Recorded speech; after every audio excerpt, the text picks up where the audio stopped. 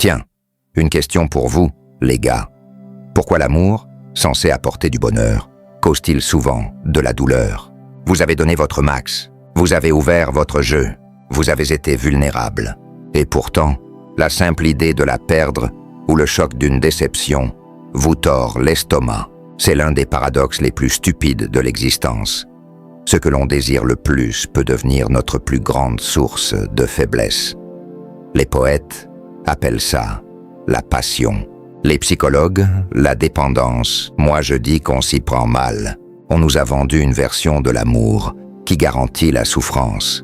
Mais si je vous disais qu'il existe une manière d'aimer avec intensité, mais sans fragilité, une façon d'être un pilier, même quand le monde de l'autre tremble, une façon d'être présent sans être possessif, fort sans être distant, dans les prochaines minutes, oubliez les mièvreries. Nous allons plonger dans le monde rugueux et concret du stoïcisme pour décortiquer 3 principes pour aimer sans souffrir. Restez jusqu'à la fin. Ce n'est pas une pilule magique. C'est une restructuration de votre mental. Ça va piquer un peu. Mais à la fin, vous saurez. Principe 1. Aimer sans attachement. La souveraineté. Parlons du plus gros mensonge romantique qu'on vous ait jamais vendu. L'amour, c'est se compléter. Le stoïcisme, lui, vous répond cash. Non. C'est se choisir, puis partager son chemin. Le premier principe est simple, mais brutal. Aimer sans attachement.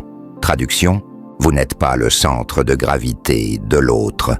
Elle n'est pas la béquille de votre bonheur. Votre paix est un état interne, pas un service externe. Épictète, un ancien esclave devenu maître philosophe, balançait cette vérité il y a 2000 ans.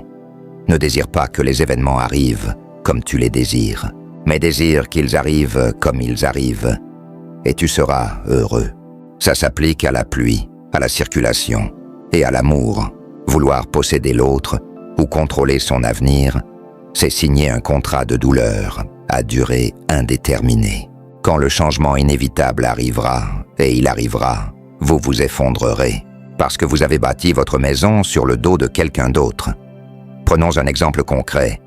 Elle veut changer de carrière, partir en voyage solo, ou avoir une soirée avec ses amis. Votre première impulsion, la peur, l'ego qui crie « Et moi dans tout ça ? Ma sécurité ? Mon confort ?» Un stoïcien, lui, a un dialogue interne différent. Il se dit « Elle est libre, son chemin lui appartient. Mon rôle n'est pas d'être sa cage, mais son port, sûr, l'aimer. C'est accepter sa liberté et son changement. Votre valeur n'est pas négociable, en fonction de sa présence ou de son absence. Si vous la perdez, vous perdez une partenaire magnifique, mais vous ne perdez pas votre estime de vous, votre mission ou votre paix. Si votre amour est basé sur le contrôle et l'angoisse de la perdre, ce n'est pas de l'amour, c'est de l'anxiété déguisée en romance. Et ça pue la faiblesse. Principe 2. L'amour comme vertu. L'intégrité, deuxième pilier. On arrête avec les sentiments vaporeux. L'amour n'est pas qu'un sentiment, c'est une vertu, un acte de caractère. Pour les stoïciens, l'amour, ce qu'ils appelaient philia, l'amour entre pairs, est un acte guidé par 2 piliers, la sagesse et la justice. Traduction concrète, l'amour, c'est ce que vous faites, pas ce que vous ressentez. Ce n'est pas la peine de faire le beau avec des fleurs, si derrière, vous êtes un paillasson ou un tyran. La vraie question stoïcienne n'est pas « est-ce que je l'aime ?» mais « comment est-ce que j'aime ?» Mes actions dans cette relation sont-elles alignées avec l'homme que je prétends être? Est-ce que j'écoute avec sagesse? Est-ce que j'agis avec justice envers elle et envers moi-même? Prenons un exemple qui fait mal. Respecter l'autre sans se sacrifier. Beaucoup d'hommes confondent aimer et se plier en 4. Vous taisez vos besoins, vous acceptez des comportements irrespectueux, vous vous sacrifiez pour garder la paix. Et puis un jour, vous explosez de ressentiment. C'est de l'égoïsme inversé, pas de l'amour. Aimer avec vertu, c'est avoir le courage de fixer des limites claires. C'est dire non quand il le faut, pas par vengeance, mais par respect pour vous-même. Vous ne pouvez pas la respecter plus que vous ne vous respectez vous-même. Un amour vertueux est un échange entre deux personnes, fortes et complètes. Si vous vous perdez dans la relation, vous ne rendez service à personne. Vous devenez un fardeau, et un homme qui n'a pas d'estime pour lui-même est incapable d'aimer qui que ce soit. Principe 3. Contrôler ses attentes. La paix intérieure. Le troisième est probablement le plus grand voleur de paix dans l'amour. Les attentes. Ce poison mental. On s'attend à ce qu'elles lisent dans nos pensées, qu'elles compensent nos insécurités, qu'elle soit la figure parfaite, toujours disponible, toujours compréhensive, sortie tout droit d'une comédie romantique. Et quand elle ne l'est pas, surprise, elle est humaine. On souffre, on se sent trahi. Le stoïcisme propose une solution radicale. Contrôlez vos attentes. Mieux encore, éliminez-en la plupart. Ce n'est pas du pessimisme, c'est du réalisme supérieur. Marc Aurèle, l'empereur le plus puissant du monde, s'astreignait à cette discipline mentale chaque matin. Prépare-toi à rencontrer des personnes ingrates, injustes, arrogantes, malhonnêtes, jalouses et insociables. Il parlait des gens en général. Et oui, cela inclut parfois ceux que l'on aime. La clé pour désactiver la souffrance est d'aimer sans imposer des exigences irréalistes. Exemple concret. Vous avez fait un effort. Vous attendez de la gratitude, de la reconnaissance. Si elle ne la donne pas, votre mental commence à broyer du noir. Elle ne me voit pas. Elle ne m'apprécie pas. L'approche stoïcienne.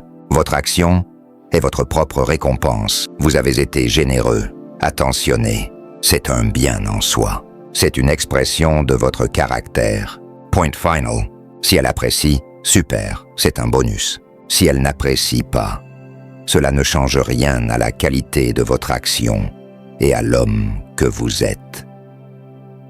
Lâchez prise sur le scénario idéal. Laissez-la être imparfaite. Laissez la relation être imparfaite. Votre paix intérieure n'est pas à la merci de l'humeur ou des actions de l'autre. C'est ça, la vraie liberté. Alors, on récapitule. Vous voulez aimer sans souffrir. C'est simple, mais ça demande des couilles. Ça demande de se regarder en face. Aimer sans attachement. Sa liberté, c'était la preuve ultime de votre confiance. Votre valeur est une forteresse que vous bâtissez de l'intérieur. L'amour comme vertu.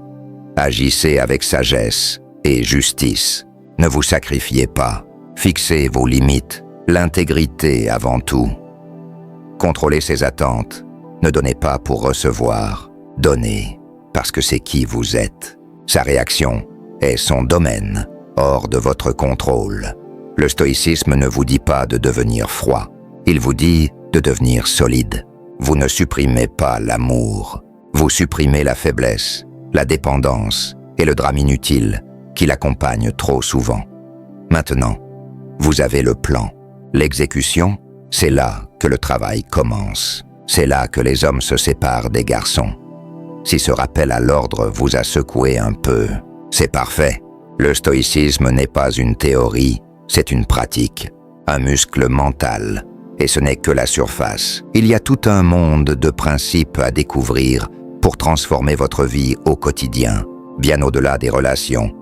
Si vous êtes prêt à faire ce travail, à devenir l'homme sur qui l'on peut compter, surtout vous-même, alors cet endroit est fait pour vous. Abonne-toi maintenant. On va continuer à explorer le stoïcisme, loin des clichés, pour construire une vie de force, de sens et de paix. On se retrouve dans la prochaine vidéo. C'est terminé.